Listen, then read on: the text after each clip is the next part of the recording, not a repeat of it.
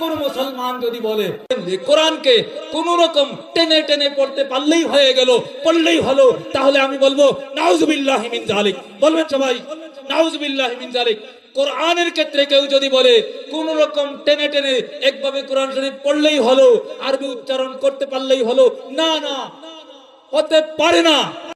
সহিহ হাদিস, রাসূল খুদা সাল্লাল্লাহু আলাইহি সাল্লাম বলেছেন, লাইসা মিন্না মান লাম ইয়াতাগান্না বিল কোরআন, যে কোরআনকে সুর দিয়ে পড়ে না, অর্থাৎ মন প্রাণ উজাড় করে নিজের যতটুকু সৌন্দর্য আছে সেই ততটুকু সৌন্দর্য দিয়ে যে কোরআন না পড়ে, আল্লাহ পাক বলেছেন ওয়ারাতিলিল কোরআনা তারতিলা, কোরআনকে যদি তারতিল সহকারে না পড়ে, দুইটি কথা বলে গেলাম।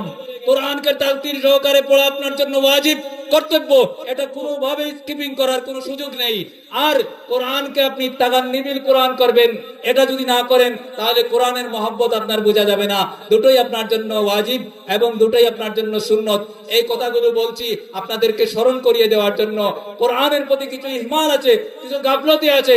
অনেক বড় আলিম হয়ে গেলেও আমরা যদি কোরআনকে সুন্দরভাবে তিলাওয়াত করতে না পারি, তাহলে আমার ইলমের পূর্ণতা আসে নাই।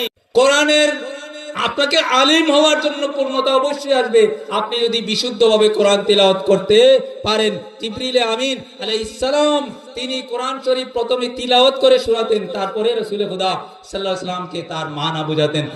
আহাব্বুল ইবাদাতি ইলাল্লাহি কিরাআতুল কোরআন, আল্লাহর কাছে সবচেয়ে উত্তম কিংবা উত্তম ইবাদতগুলোর মধ্যে একটা হচ্ছে কি কোরআন তিলাওয়াত।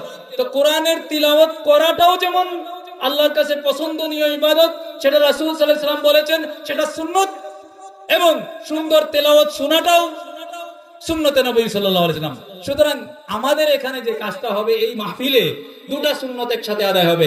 এক শ্রেণীর মানুষ, কিছু উলামা, কিছু কুররা তিলাওয়াত করে শোনাবেন, তাদের মন প্রাণ উজাড় করে, কলিজা উজাড় করে, প্রাণ উজাড় করে তারা তিলাওয়াত করবেন, কোরআনকে সুন্দর করে উপস্থাপন করবেন। এটা হচ্ছে মিজমারুল কোরআন। বাজনার নাম মিজমার নয়। তাগান্নিবিল কোরআন মানে মুসিতি আল হারাম সেটা নয়, বরং তাগান্নিবিল কোরআন হচ্ছে আপনার হৃদয়ের মন প্রাণ উজাড় করে আপনাকে আল্লাহ পাক কণ্ঠে যতটুকু সুন্দর দিয়েছেন, পুরাটা মাধুর্য এবং সৌন্দর্য দিয়ে আপনি কোরআনকে তিলাওয়াত করবেন। সেটা হচ্ছে আপনার ঈমানের পরিচায়ক, কোরআনের প্রতি আপনার যে মহব্বত, সেই মহব্বতের পরিচায়ক। অর্থাৎ কোরআনকে মহব্বতের সাথে তিলাওয়াত করবেন। এই সুর মানে কি?